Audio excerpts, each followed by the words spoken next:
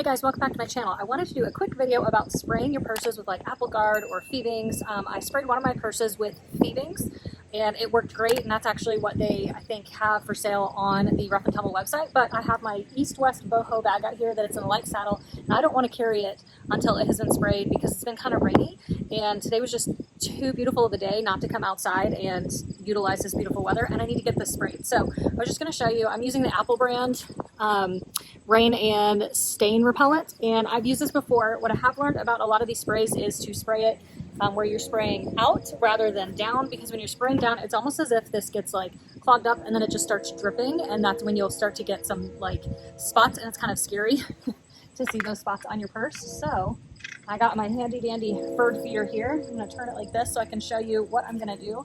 Is I'm just going to kind of spread it out like this and take it and just start spraying. And actually I'm going to stand over here so you can see, because it does darken up as you spray, and so I want you to see that it does darken up, but that it will lighten back up. So I'm going to hold this out like this and start spraying.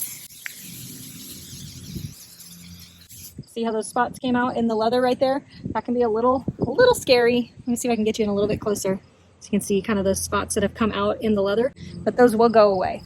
So now what I'm going to do is flip the purse around and do the same thing here. And I want to make sure I get in the sides inside of where that strap is. So I'm going to pull that away a little bit, make sure I'm spraying in there real good. And then same thing for the strap. Make sure I'm spraying it real good all the way around. And then on the inside of the strap, I'll actually just kind of move that down a little bit so that I can get that spot and that spot.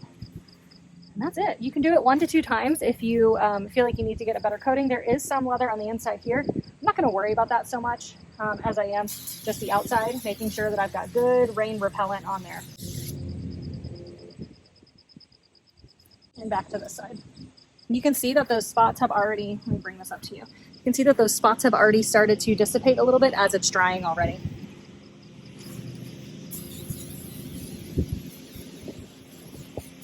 And don't forget the bottom. Okay, so now I'm just gonna let it dry out here, and then what I'll do is show you it after.